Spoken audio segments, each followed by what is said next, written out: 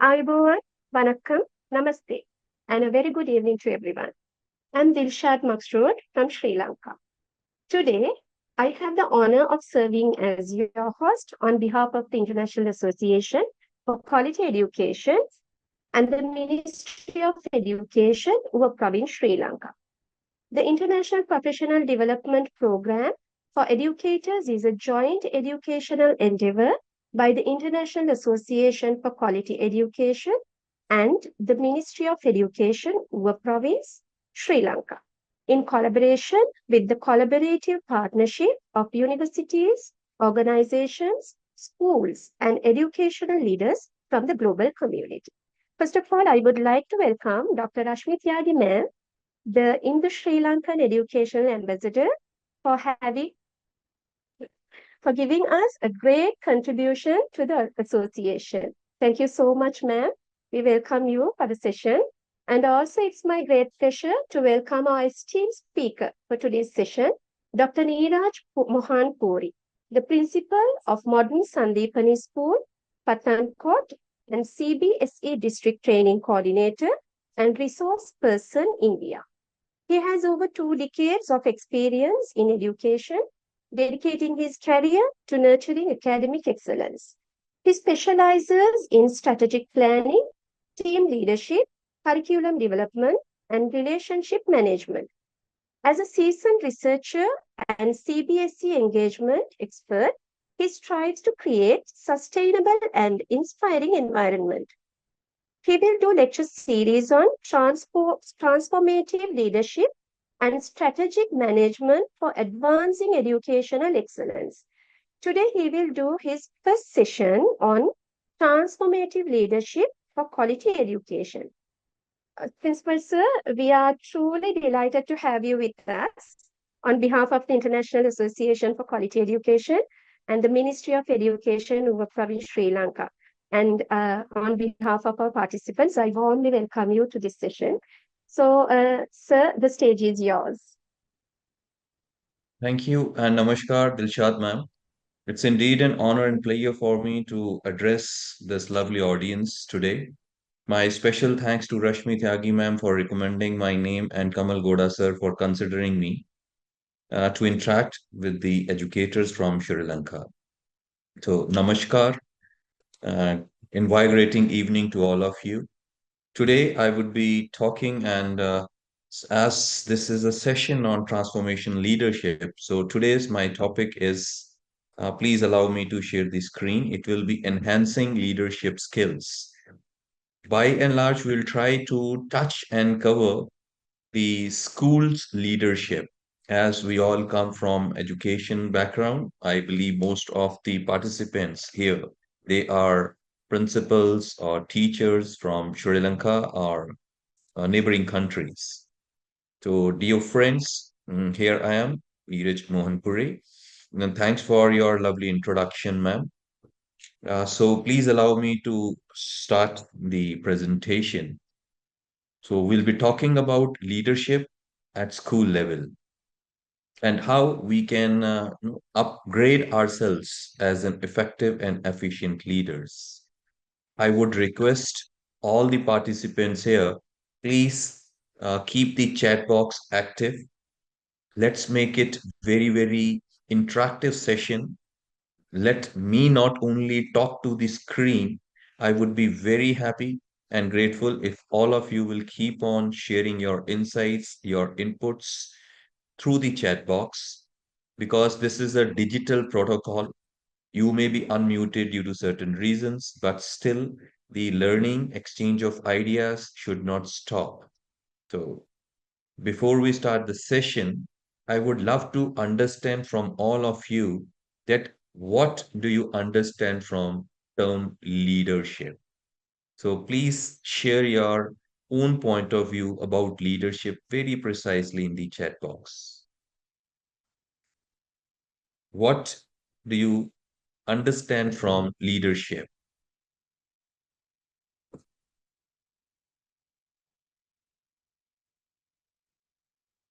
The session would be very interesting if all the dear friends will also participate and contribute. because learning is a never ending and ongoing process. So we should always learn from each other's experiences. So great. I am thankful to Vasant that he has at least started the interaction, that is guide a team. Excellent. Vimuri ma'am is saying leadership is all about solving the problems. Wonderful. Thanks for sharing your inputs. And Dilshad ji is saying who can control a group.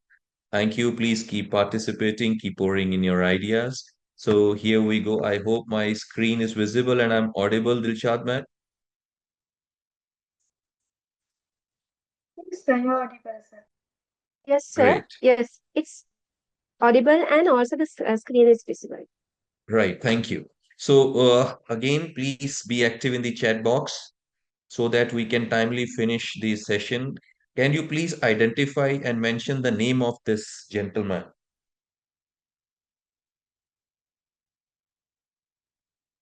I hope he's an international icon. Some other responses we do got. Yeah, so from DDE, we got it that it's Abdul Kalam ji. Perfectly fine. So we have the on screen Dr. Abdul Kalam, a missile man. Great. Then we have here another personality. I'm very sure all of you will be aware about him also.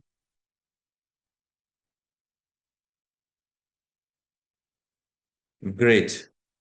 It is about this images of none other than Mahatma Gandhi ji, a man who needs no introduction.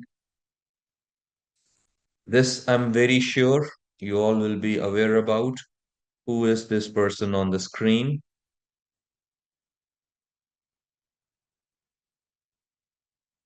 Exactly, Humeda ji, you hit it right. It is Mahindra Rajapakse. Great, excellent. Now, may I know who is this gentleman on the screen?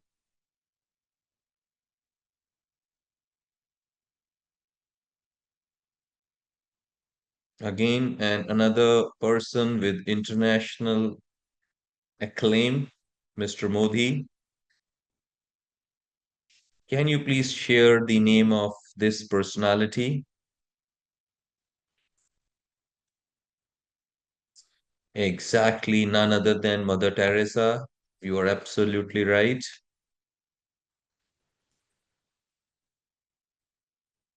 I'm very sure you all will be aware about this renowned personality also.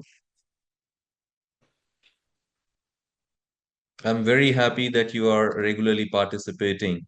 So this will set the tempo and it will keep on motivating me also. Mother Teresa, exactly none other than Mother Teresa.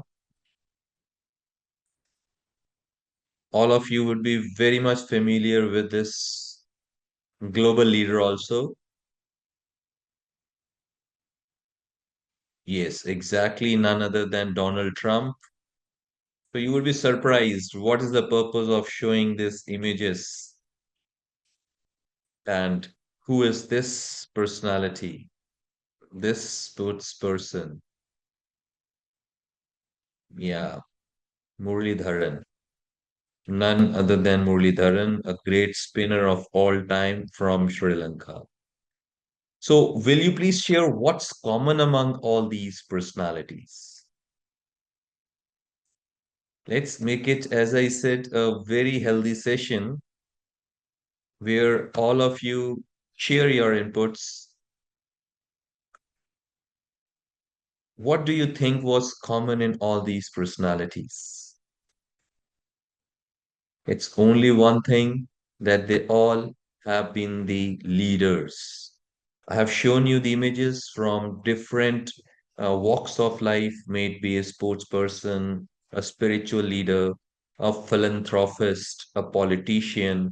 So, leaders exist in every domain. It's not that it's only the politics where you will find the leaders. So leaders are there in education sector, may it be politics, game sports, so it's everywhere. When we talk about leaders, so a person who inspires you to do more, to learn more, to dream more, and to be more is a leader. A leader is one who knows the way, who goes the way, and who shows the way. So there is endless one can talk about the leader. The leader is a person who influences, who does not just show you the way, but he also do a hand holding. So for leadership, I believe that leaders are not born in the maternity ward. Leadership is a skill. Leadership is a trait. Leaders, when we say leaders are not born in the maternity wards, that means that leadership is a skill which is acquired, and it is something, which with the passage of time, you can learn this skill, that how to become a great leader. Leadership is an influence of a personal power to create a progressively advancing community towards the common purpose. So please understand and let's decode the meaning of this leadership. There is a lot to understand from it. So leader is not a person who uses his professional powers. So please understand, if I'm a principal, I'm a chairman of director of any institution, and I try to influence others through my chair, through the powers which I possess due to my position I hold, the person cannot be considered as a great leader. We will try that to connect everything today with context to education because we all are educators. I'll try to give you a lot of examples and connect it with the educational institution. So when we talk about a leadership as an influence of personal powers means it should be your charisma. It should be the skills which you as an individual possess, and you work, you dedicate yourself towards creating a progressive, advancing community. Means if I'm a principal of an institution and I try to map the skills, the goals, the career aspirations of my entire team, all the teachers who are working with me, understanding the aspirations of parents, making my children futuristic, adding value to the students. So then we are developing a community, and that also toward a common purpose to build a compassionate society which is Atmanirbhar, which is Sashakt, which is self-reliant. Definitely, the all members of your team, they will also support you. They will join your mission. But if I only think that I should only grow, I should be admired, I should get increments, I should only get the appraisals, not my team members. So then they would be there for a shorter period of time. They will not stay with you for a longer period of time. Therefore, a leader is a person who, through his personal powers, will create a very progressive society where he thinks about a bigger picture. He's a visionary who wants to who wants to means promote a society where the people, they love each other, they have values, and everyone tries to contribute. It's very rightly said that a great leader do not produce followers, but leaders produce an array and chain of leaders. Then definitely you will be admired and appreciated. So let's quickly do one pre-training assessment. Here are 10 points you may jot down with you somewhere, or in the chat box may share your views on it. You have to, each point has true and false. So you may write T if you agree with that it's true. If the statement you feel is false, you may write F in the chat box one by one. So write serial number like 1, then what is it should be T or F. Serial number 2, it should be T or F. Serial number 3, it should be T or F. I am reading the statement for you. Please listen the statement. And with serial number, you must write T and F. And believe me, there is no right and wrong answer in this. This only shows your leadership style. This will only tell what kind of leader you are or what is your opinion, idea about the leadership. So please, frankly and freely participate. Nothing to hesitate. You are not being judged at all. Neither you are going to get any certificate basis of this workshop or your performance. So you being the teachers should be totally bold enough and should happily participate. So statement number one, it says that leaders, as just now I said, that leaders, they are only born. How many of you think that yes, leaders are born, they are by birth, or this is something inherent? So write T or F. Second statement is my personal leadership style cannot be changed. How many of you think that whatever leadership style you follow now cannot be changed throughout your life? Empowering the follower is important to a leader. Means if you are a leader, you will empower the followers, the people who follow you. Leadership has only one style. Do you agree that there is only one type of leadership? There are many theories in leadership development. One needs to understand oneself better to become a good leader. We'll discuss all these points one by one. The climate of my leadership is not important. Leadership is about influencing others to act in certain way that result in productivity and action. Every good leader has a vision statement that they share with their followers. I can influence my leadership abilities. So these were the 10 points which will be covering our today's entire session. Now, one by one, I have already shared with you that leaders are not born. Leadership is a behavior which is acquired. We learn leadership. Leadership is something which is not inherent. It's not necessary that if your father was a principal or your mother was a principal or your forefathers were leaders or principal, maybe in politics or anywhere, so you will also be a leader. So it's not necessary at all. This is not something which is genetically passed on. Yes, you may have seen them holding a leadership, so that way you may pick up some of the attributes from their personality. My personal leadership style cannot be changed. We all should be very flexible. Leadership styles can be changed, and there are many leadership styles. It's not that there is only one leadership style. There are several leadership styles, and leadership styles keeps on varying. I may be a different type of leader. You may be a different type of leader. Ms.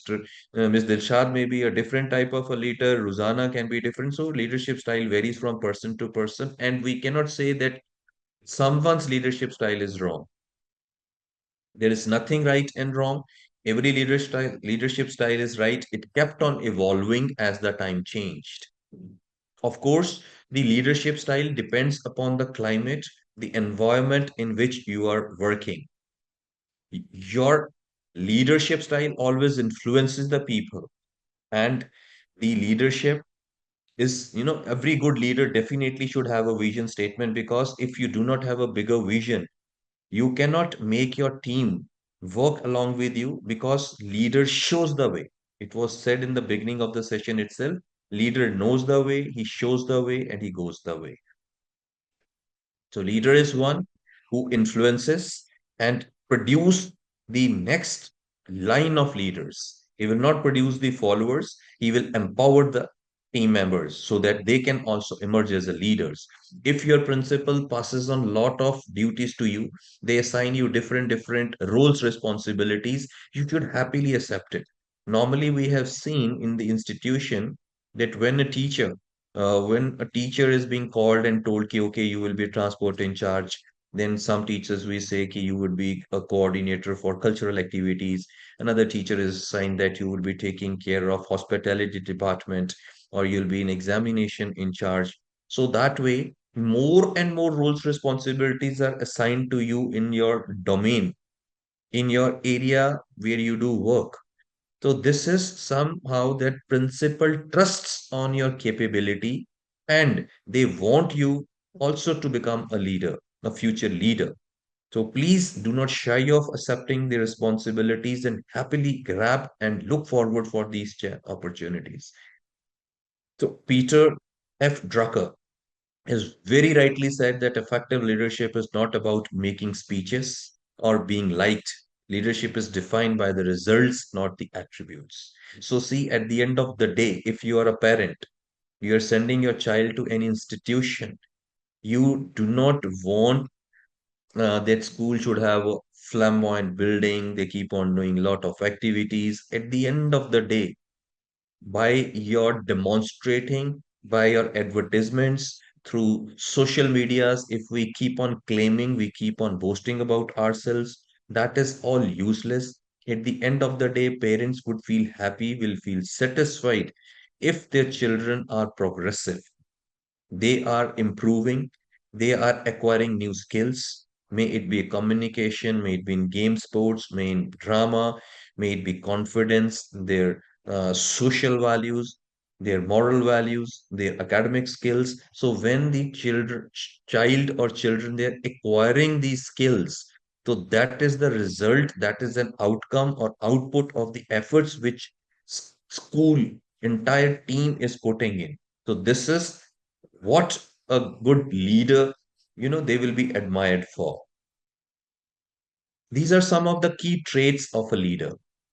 I'm very sure that the principals, those who are here in the meeting, and if some teachers we have, those who have that aspiration, who have vision fire in them to become the future leaders, those who are thinking that they should also rise to the heights of a principal or the coordinators who are budding principles. So they must know that these are some of the major traits of a competent leader. So when we talk about drive, it is fizz and fire. That's a passion. First of all, if you want to be a good leader, you should be very passionate about whatever you do. You should not be a person who walk with the watch, who just sets an IQ, okay, my duty hours are 5 hours, 6 hours, or 7 hours. You should be passionate. So there should be a fizz and fire, a hunger to learn more, to acquire more, to adapt, to deliver, to contribute, to pay back. No, we should not be just waiting for the 30 days to be over so that the salary is credited to our account, but we should have that passion, that drive, that urge to make a difference in the life of students, to bring value to all the employees who are associated with us. So that is the first attribute a great leader must have. Second is desire to lead. The leader has to lead by an example. He himself or herself, first of all, has to pass the litmus test. If they preach something, they need to first of all prove it, their personality, their character, if they talk about punctuality, discipline, integrity. So they need to establish it, they need to prove it themselves. It's not that principal himself is coming late, principal has never taken the lecture, and then as a principal or a chairman, you are giving the lectures that others should become good and great leaders. So they have to lead from front.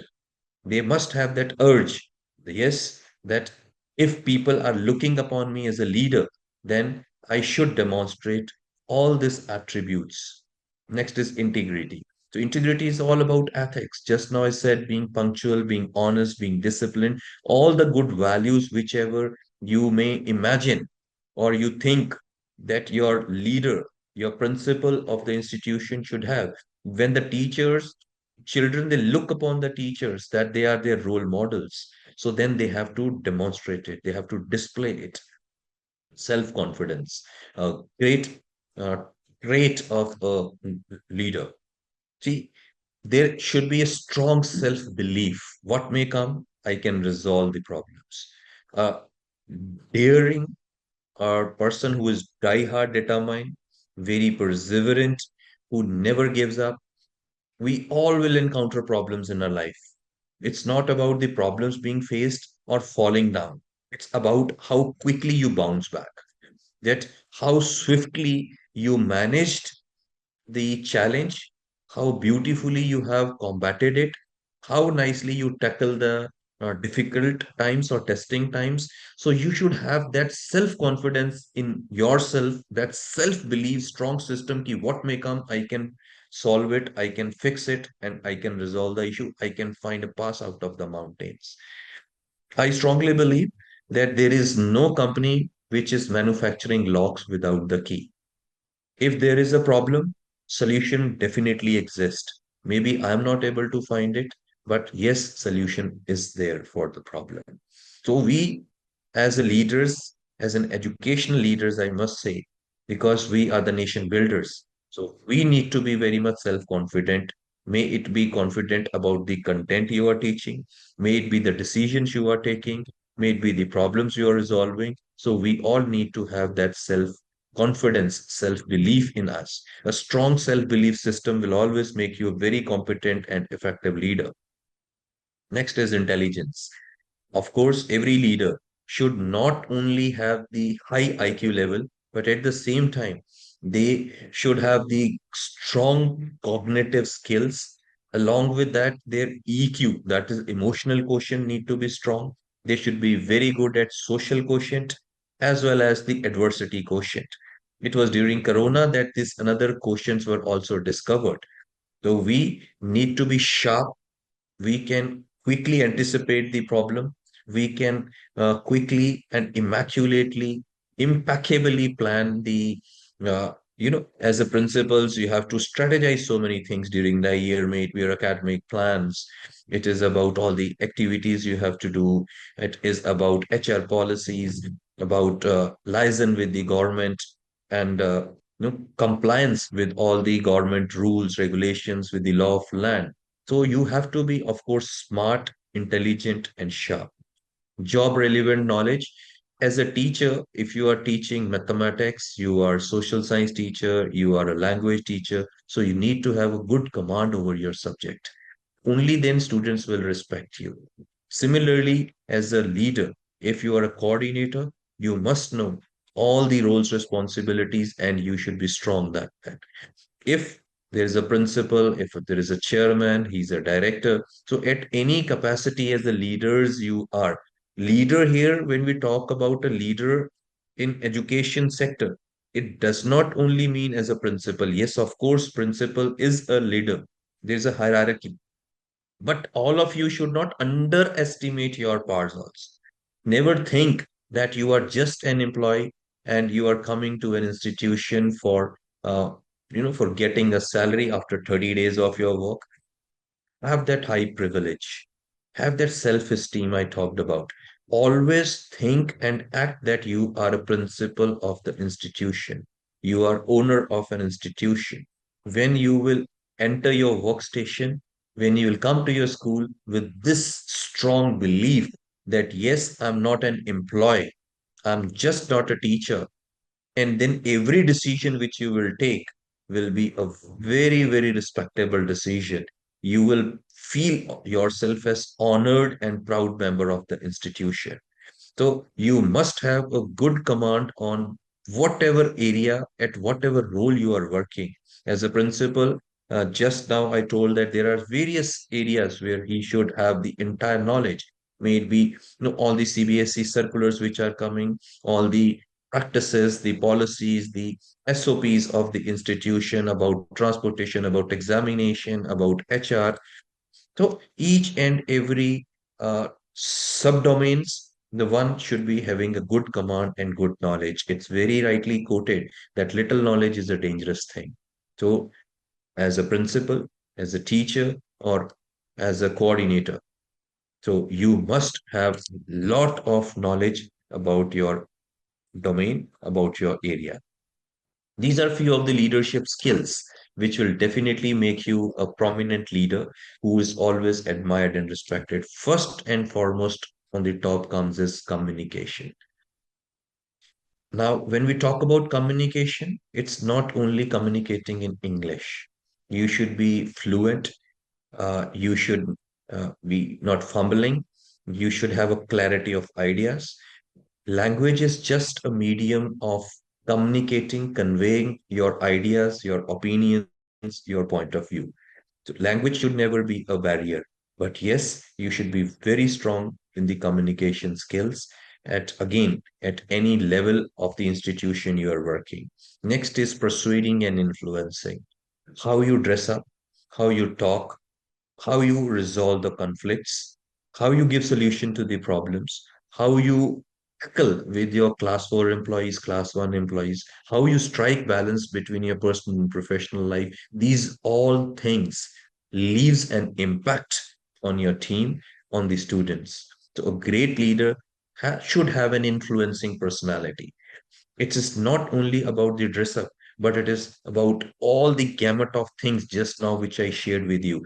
It has to be a magnetic, a radiant personality, a very captivating person who can always attract and bind the people to him.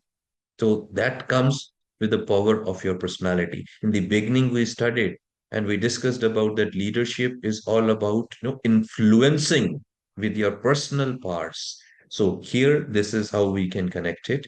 Next comes a strategic thinker. Being a principal of an institution, or being a coordinator, being a director, or a chairman, or even a teacher, you always have to make so many strategies. So you have to think strategically. It may be at the roles, responsibilities, the accountability, it varies from level to level. As a class teacher, you have to take several decisions. Like if suppose a child is misbehaving in a class, a child is not regularly completing his notes, child is regularly absent. There are some behavioral issues in a child. So you have to think strategically because the law of the land nowadays mm, do not permit you to give the corporal punishment. If there is a child who is irritating you in a classroom, you can simply cannot turn the child out of the class. You cannot even disrespect the child publicly and openly because it hurts the self-esteem of the child also. So these are some of the anecdotes which I am sharing with you. See, this at teacher level, being an educator, if you think that you are an educational leader, so this strategic decisions you have to think. You'll have to think that how can I mind my class? How can I arrest the attention of the students so they remain attentive in your class? Similarly, as a coordinator, you have to manage your team. Principal has to manage the several stakeholders. As a principal, they have the stakeholders as a management, parents, then government, then teachers, then children. They all are the stakeholders of an institution, even the vendors with whom we are associated with. So they have to strategically plan the things. This is a very, very important skill which every leader must possess. Coalition building means a team building.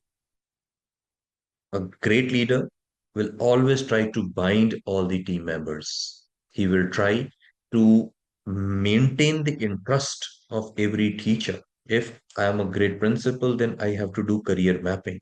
I said some time ago that as a great leader, you have to produce a line of leaders. We have to do career mapping. If I am able to transfer or translate my vision about the institution to my team, if I am able to convince them how they are going to get benefited being associated with my institution for a longer period of time, if you are going to commit yourself or your next 5 years or decade with this institution, what are the growth plans for you, where you will be after 5 years down the line? That means I am building a strong team. Very complicated and complex task these days is HR management. We call it as human resource. All the teachers in any institution, they are the HR resources. So you have to bind them. So HR resources, retention of the competent teachers is a biggest challenge which these days principals or the school management is facing. Whenever a new teacher joins in as a fresher, so any institution heads, we nurture them, we groom them, we add value to them, and after working 2 or 3 years, when they see key value has been added to them, they start looking or start searching for the better opportunities. And sometimes just for a few thousand bucks, they switch on from one institution to another institution. This leads to a great knowledge loss for the institution. from where they are leaving. Therefore, all this comes under a team building, that is a coalition building. Next is creativity. A leader can only be successful in this highly competitive, razor edge competitive world. If we are not creative, if we are not innovating, then we cannot survive for a longer period of time. So, creativity and innovation is needed at every level, right from the teachers till the top management. It may be a middle management, top management. Everybody has to be innovative and creative. Now, innovation and creation does not just come in introducing new policies, practices, innovation in your curriculum, innovation in your teaching methodologies, innovation in your assessments, innovation in your evaluation system, innovation in your relationships. So, everywhere we have to become creative, how we can interact with the students, how we can interact with the parents, how we can attract more footfall in the institution, how we can have more students, how we can retain the students, how we can convince the parents. So, this all will only happen when the team is highly creative, when the leader, the principal, or the coordinator, or the top management. So, when I am talking about educational leadership, means I am addressing at every level. It's not only about the principal. So, every level, everyone has to be highly creative and innovative. Problem solving is the next characteristic of a leadership. A great leader has to solve the problems. Again, every day will throw a lot of challenges. Every day you will find several problems, and we have to find solutions for them.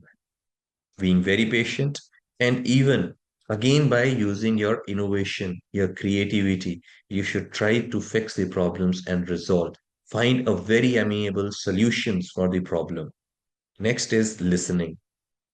It's very, very appropriately said that half of the conflict or 50% of the problems are resolved just by lending your ears patiently.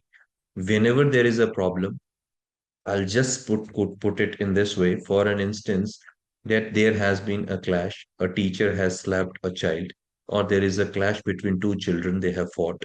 Their parents have approached the principal for a complaint. Now, the moment they sat down, as a principal, I offered them a water. I started a conversation with them. Then I very humbly said them, okay, please narrate your. Though I know what has already happened, I would have definitely got the inputs about the episode or that situation which has happened. So when I give them 10 or 15 minutes for the parents to just speak and I patiently listen, so 50% of the anger or the grievances which they have would be resolved just without interrupting them in between. Same lies with the teachers also. Whenever any two children comes to you with a complaint, we lose our cool, we hit someone, and then again, we land ourselves into a problem. Give 2 minutes, 3 minutes, 4 minutes of patient hearing. So every leader should be a good listener also. And last but not the least, the list is inexhaustive. We can always add more and more attributes to it. So, motivating.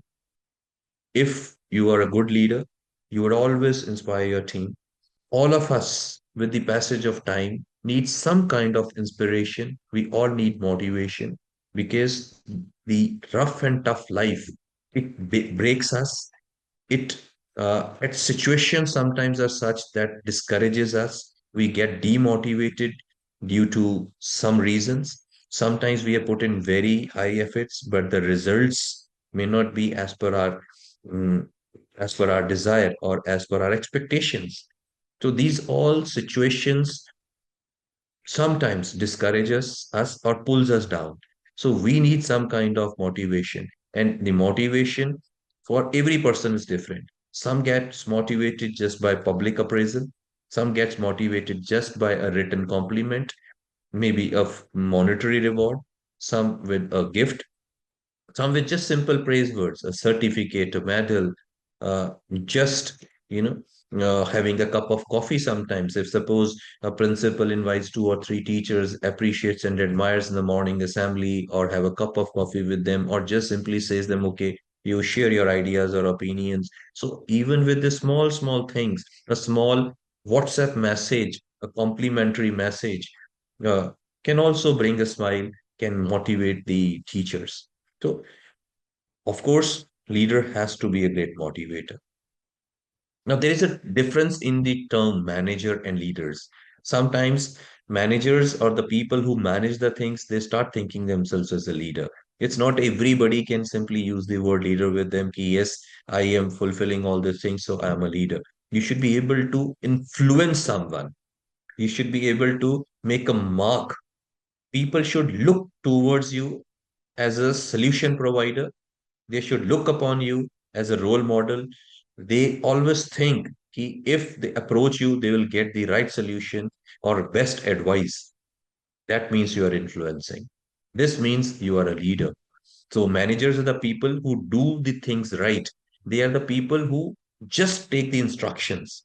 Like if suppose you have called, there is a convocation ceremony in the institution. So principal has called and he has defined the roles and responsibilities. He has assigned the task to different teachers and they have gone and they have done it exactly the way they were told. So we can say it's simple. You are managing the things and you are trying to do the things which are dictated to you. So you are not the leaders here. So the leader is a person who make the people do right things. So here the leader is your principal who has very, very, deeply, who delve deep into the things. He has jotted from pin to plane each and everything, and then he has assigned the roles accordingly, explained you very, very immaculately everything, and impeccably it was executed also. So at the end of the day, if the show was a hit, so then we can say, ki, yes, the things were done in the right way.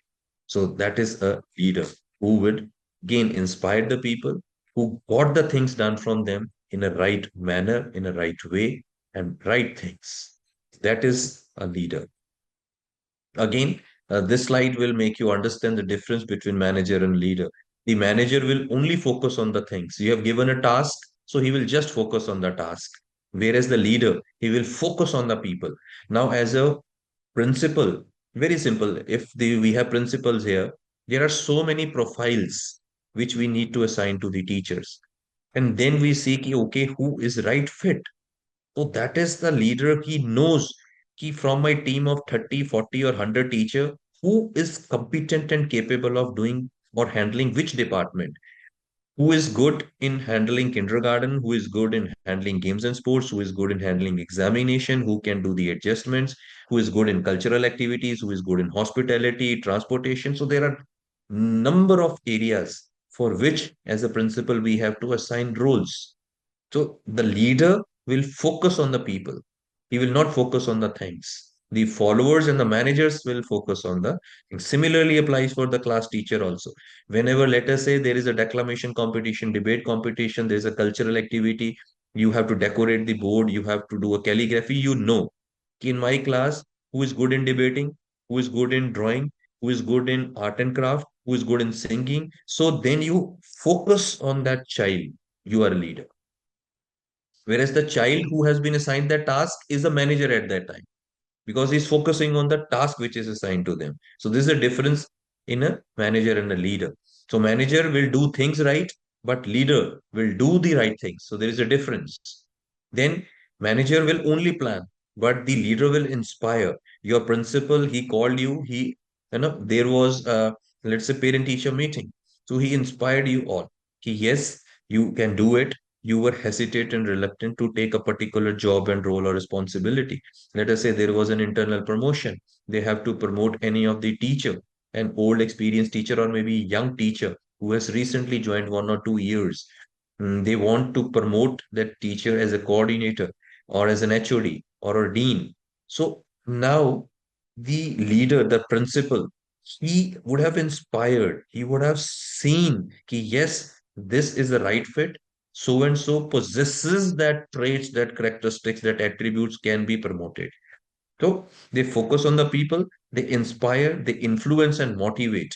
So definitely he will inspire, motivate you. Ki, yes, I'm always there to help you out. Don't worry. I know you can do it.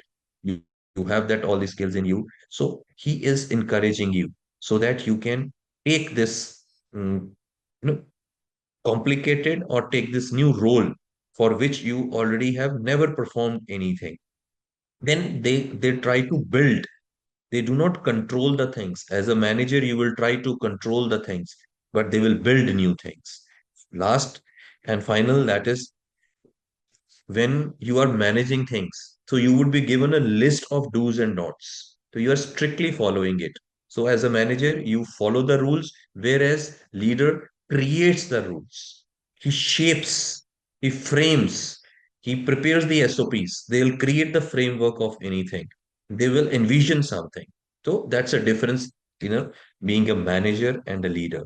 So a person who is followed by others, the person is leader, and the people who follow are managers. They just control, they administer, and they manage the things.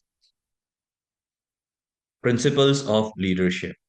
Now, first and foremost thing is that know yourself and seek self-improvement. In Japan, there is one very important practice which they do. Most of the Japanese, that's known as Kaizen principle. You may Google it sometimes later on. It is Kizen. So Kaizen principle means continuous improvement. Improvement in everything. If you are a teacher of mathematics and you have been teaching maths for last 5 years or 10 years or more than a decade, so every year you improvise your style of teaching, you change your assignments, your worksheets, your method of teaching, your method of resolving the sums, your presentation, you update yourself, upgrade yourself. This all falls under the ambit of Kaizen principle, that is self improvement and continuous improvement. We should keep on improving ourselves so that we become a better version of ourselves. So, this is known as know yourself. Means we should know. There's another term in management we use it SWOT, SWOT. That means your strengths, your weaknesses, opportunities, and threats. So, all of us should do our own SWOT analysis. I must know what are my strengths, what are my gray areas which I need to improve upon, from what things I am scared of, what are my threats, and what are the opportunities I do have if I appropriately use my strengths. The first and foremost thing which as a leader you need to do is do your SWOT analysis. So know yourself. You should be fully aware about all these things. Second is being technically proficient. We all are 21st century workforce. So nowadays, it's everything is technology enabled. We are not, technology is progressing at meteor space. So if we will not be able to catch up, we are acquiring and learning technology. But see, we are teaching those who are born with the technology. So they are very fast. Even the previous speaker, Mr. Rajiv ji, is also highlighting the same thing, that the children of 5 years is sharper, is faster than a child of 15 years. So the more younger generation will come, they would be definitely many times fast, smart, and sharper than us. So we need to be technically proficient with all the new tools, techniques, may it be MS PowerPoint, may it be Chat GPT, artificial intelligence. So you need to continuously upgrade yourself through these type of workshops and through other paid or unpaid workshops. Then we need to seek responsibility and take responsibility for your actions. Very important thing. We say that authority can be delegated, but not the responsibility. If, as a principal, everything like conduction of smooth conduction of examination is my responsibility, I have created an exam cell, given the authority to the exam cell to prepare the date sheet, to prepare the seating plan, get the question papers printed, conduct the examination, dispatch the results. Now, anywhere if there is an anomaly, I may blame the examination department, but ultimately, I, as a principal, am responsible for any negligence if it happens, anything which goes hither and thither. So, responsibility, we should take the ownership also for our actions. Somewhere, if the things go very good, if the results are excellent, so then as a principals, we start claiming, we start boasting for it, ki, ji, yes, I made the strategies, I made the plans and all that. So we want to grab that attention and we want to be acknowledged and admired, rewarded. But what if there are compartments, there are failures, then we'll start on blaming to the teachers. So uh, that is, not a good trait. You will never be looked upon as a great leader. Your team will never admire you as a principal or as a leader. So this here, I mean to say, we should take the responsibility of our actions also. So keep your people informed me as a principal or as a teacher or as a coordinator, you always need to be updated what all latest happenings are there, what are latest circulars of CBSE or whatever education board you come from. You may have your different type of boards in your own country. Like in India we do have 28 states, so we have every state has their own state board. We have ICSE board, we have IB board, we have CBSE board. So there are several boards. So we should be informed what's latest trend in education, what is latest happening from the government, what changes are taking place by several boards. So your team should be totally informed. All of you should be informed, not only the principal. And it's my duty if I am a leader. So then, as a coordinator, as a leader, we need to transmit, we need to disseminate all the changes and latest trends to our team. Develop a sense of responsibility in your people. I need to be responsible. Similarly, when I'm delegating the authority, I need to make every teacher, every member of my team also equally responsible. So we should make them understand that we as a team will work together. So we will rise together, we will fall together. We all are completing each other. Our actions are interconnected. If any teacher is negligent, is careless, let's say examination duty is going on, an invigilator is yawning in the classroom or is has left the class or is totally ignoring what students are doing, permitting cheating or unfair means happening in the classroom. So due to that, a bad word would spread across. Children will go home, they will give the statement to the parents, and this is how the school's reputation will be maligned and tarnished. We need to make them understand that you are also responsible. It's not only me who is responsible because collectively we make this institution a school. So it's not only the principal that who is the face of the institution. So that way we have to build this responsibility factor in our teachers and team also. Ensure that the tasks are understood, supervised, and accomplished. Many a times negligence, many a time problems happens due to lack of communication or clear instructions. So that way everything the way I want the thing to be done, same thing should be transferred to your team. If you are having that skill, then you are a great leader. So as a great leader you should have this quality in you. So this is an important attribute, this is an important requirement to become an efficient leader, that you are able to transfer your skills, you are exactly able to communicate what you want, you are able to sync your team with your vision and with your mission. Only then you can effectively supervise, and it's not once the task is given so it gets over. After passing on the task, you have to continuously supervise. Like normally, the lectures are being observed, like coordinators will be observing the lectures of the teachers, or sometime principal directly go and supervise the lecture of the teachers. So this is how means supervision is being done. If there is a sports meet, you have given roles responsibilities, and that does not mean ki as a principal I should sit back in my office. In between I have to go. If Founders Day function celebrations are in queue, so we need to follow it up time to time. It's not just by giving instruction, distributing the duties, providing the resources, you are done. No, you're not done. First of all, clearly you have to transfer, make them understand what exactly is required. Then time to time you have to supervise whether the task is being accomplished and is being progressing in the same direction the way you want before it gets too late. And finally, it is set the examples. Already discussed, you have to lead by example. You have to be a demonstrative leader. Again, we have discussed it, but quickly have a glimpse of the attributes of great leaders: knowledge, skills, behavior, experiences, and capabilities.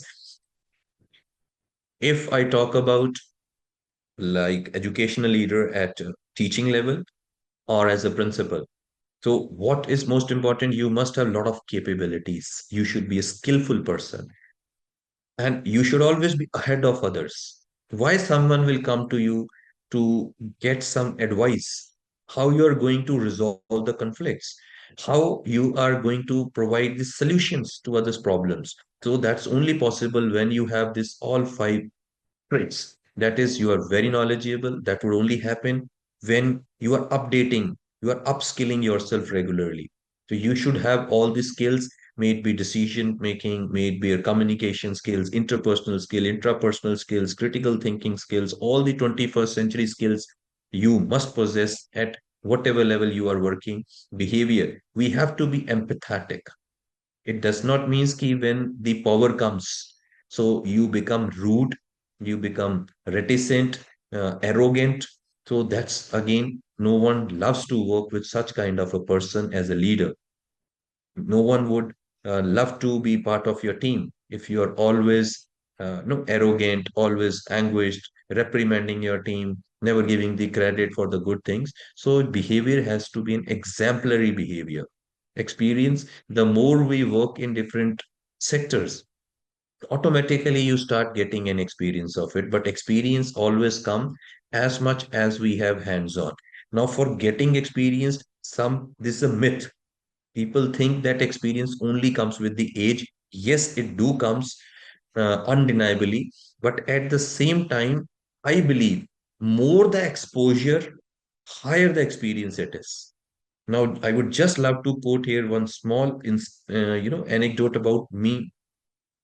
Like the institution which I am working at present, this got established in 1997, and this was a boarding school in my region. And that time there was a trend of hiring teachers from South India because we are in North India. In North India, the people are not very good in communication skills and all that. So there was a trend, and it was a belief that teachers from Kerala and Tamil Nadu, they were specially being called in the boarding schools only just with this belief that they can build strong communication skills amongst the children of the Punjab and this northern belt. I was the youngest person in my team, and we were only three North Indians. Rest entire team was comprising of South Indians, that is Keralites or from Tamil Nadu, Chennai.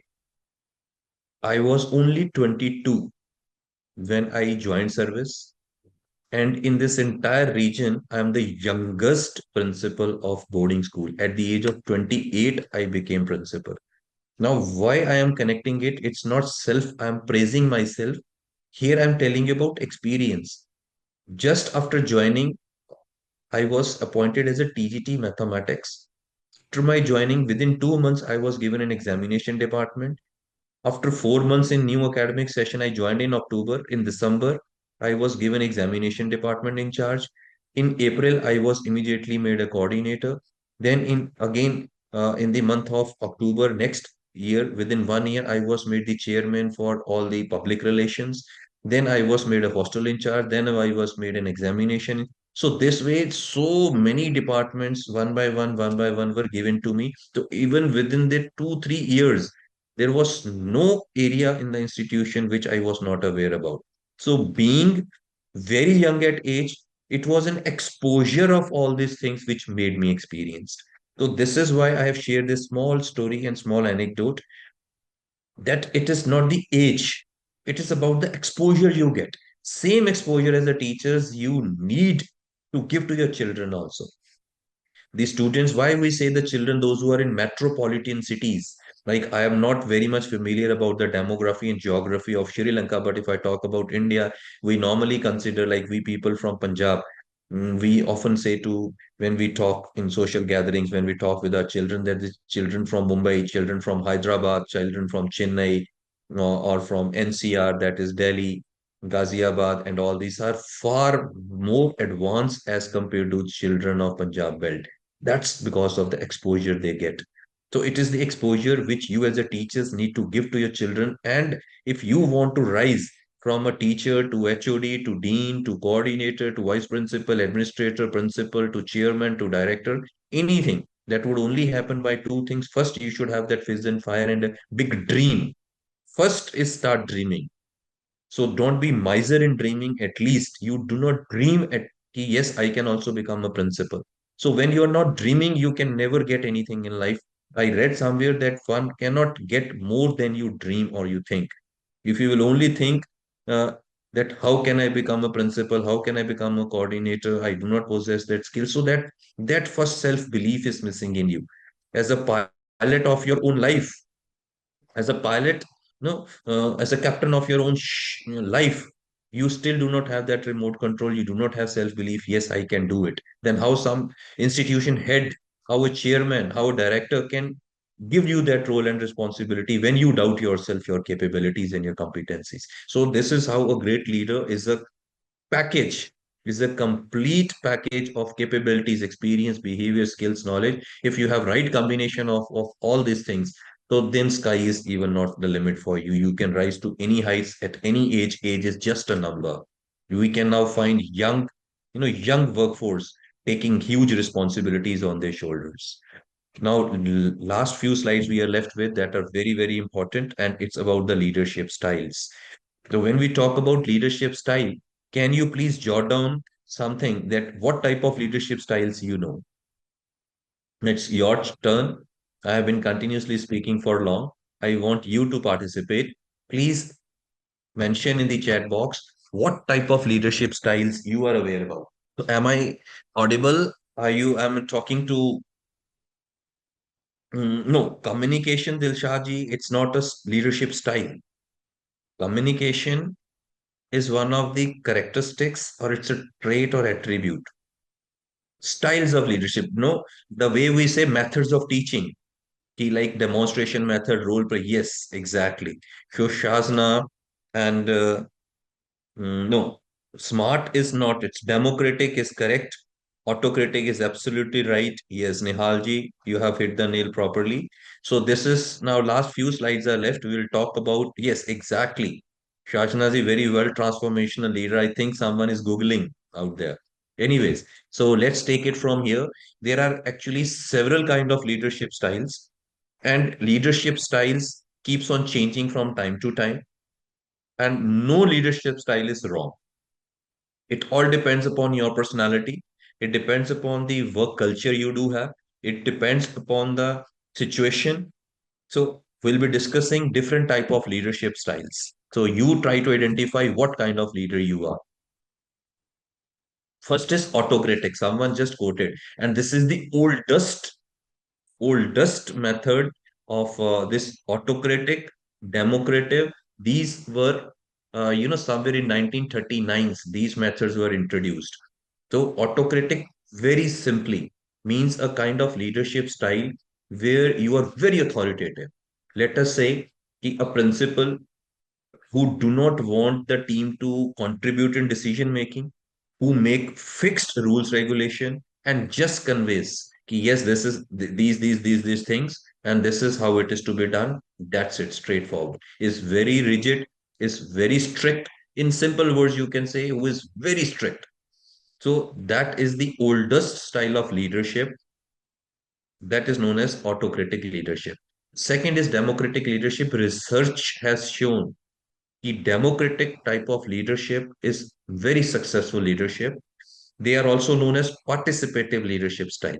Now, where I'll try, as I said, I'll try to connect it with our education because we all are teachers or administrators, school administrators here. So, democratic is a participative leadership style where the principal for anything, let us say we do have a annual athletic meet, or you wanted to do an annual or Founders Day function. So, the principal has called the team, told them the idea, and then has told all of them to contribute. So, here the work is divided. They invite others. So this is a leadership style where other team members also feel proud, privileged, honored, and they feel that we are being heard, we are being listened. They contribute more nicely. In this such a situation, they take the ownership and responsibility. They become more accountable, and more leaders are produced, not the followers in this. So this is considered as one of the finest styles. But again, I'll say it all depends from organization to organization, from situation to situation, and no style I personally endorse or say all styles are good. It varies. Next is delegative. This is a kind of, this is also known as laser sphere. Laser sphere or delegative is not considered as a very effective leadership style because in this organization generally gets scattered. Means so much powers are decentralized. Now, in delegative means there is an event, everything is passed on to the team.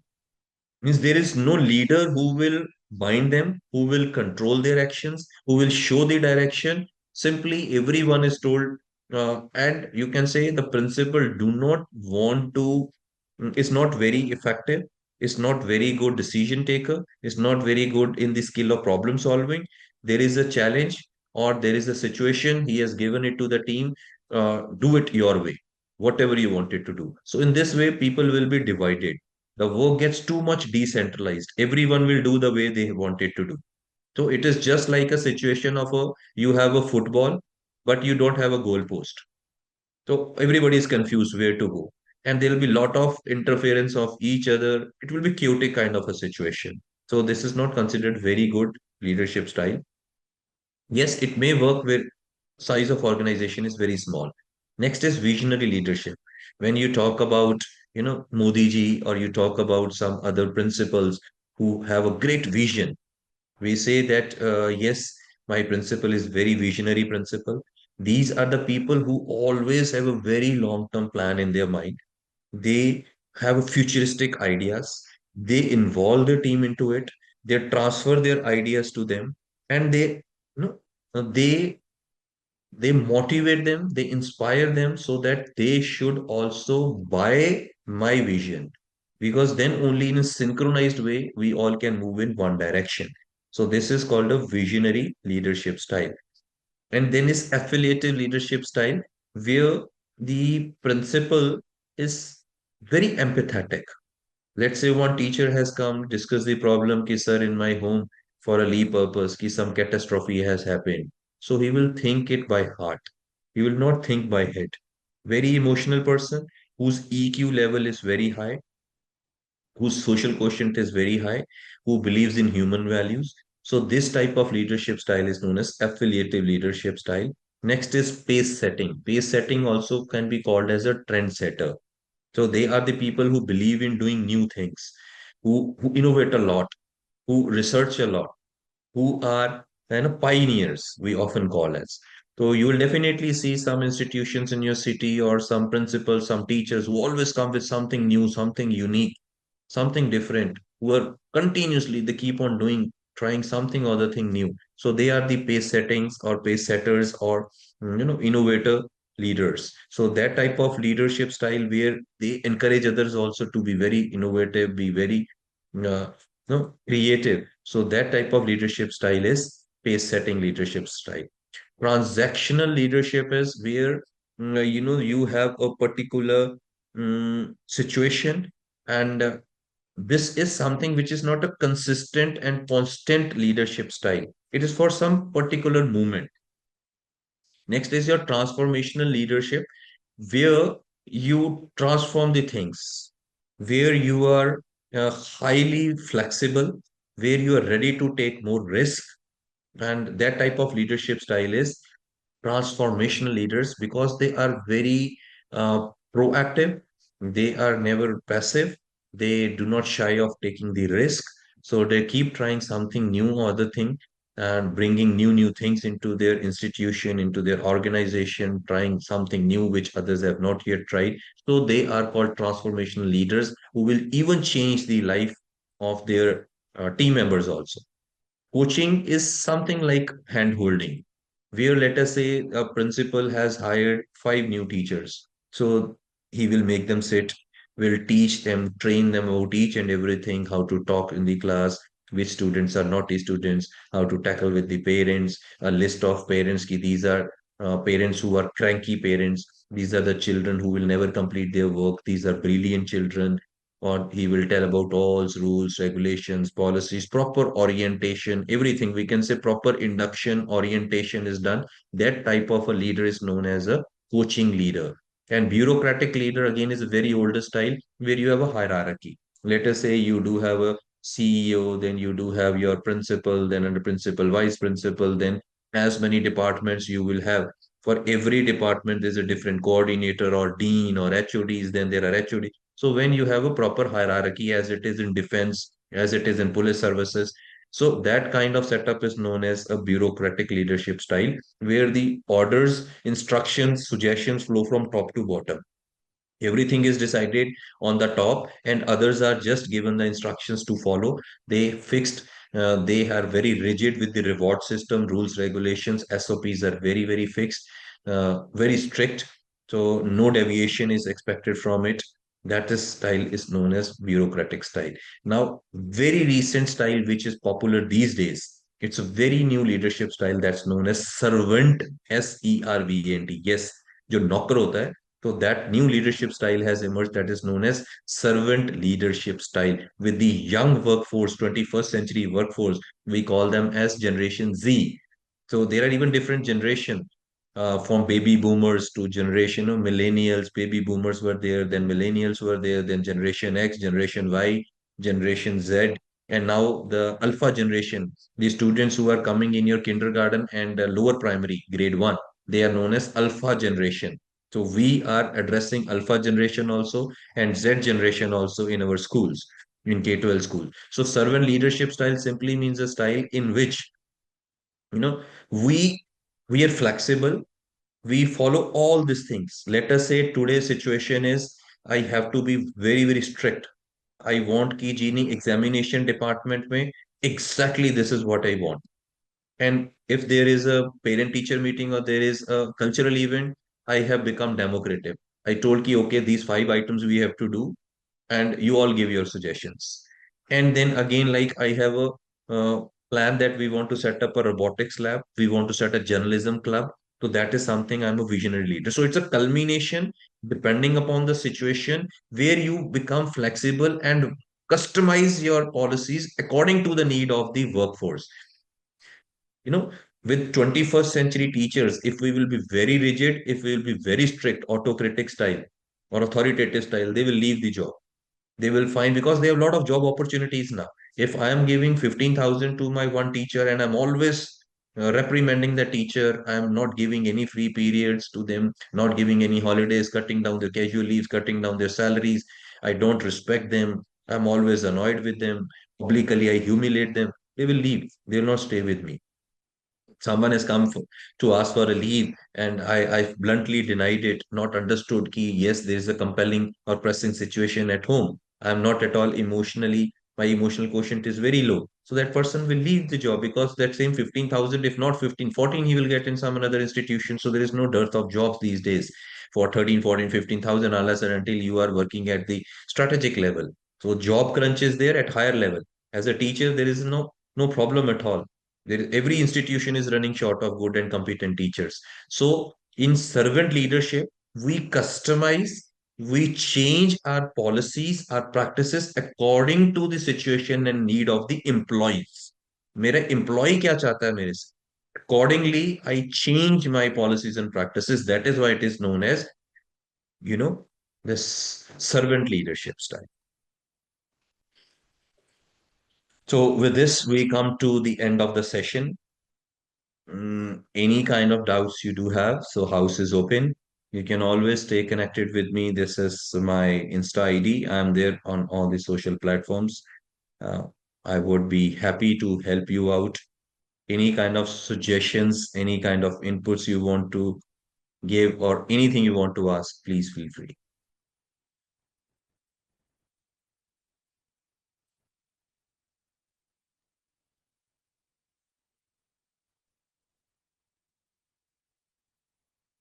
Thank you, sir. Thank you very much for your valuable and inspiring lecture.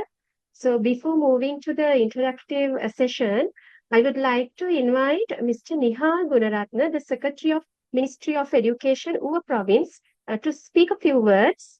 Now, sir, over to you, sir. Nihal, sir, are Thank you you. there? Thank you very much, Dr. Raj Mohan. A very valuable and very, I think, it's a remarkable presentation. For me also, I have been working in public sector for 35 years now, and as the administrative officer for 25 years almost. So during my career, I think this is a very impactful presentation you did. Especially, it is very valuable for our principals, and I should mention there are a number of key persons, very important officials joined to the presentation.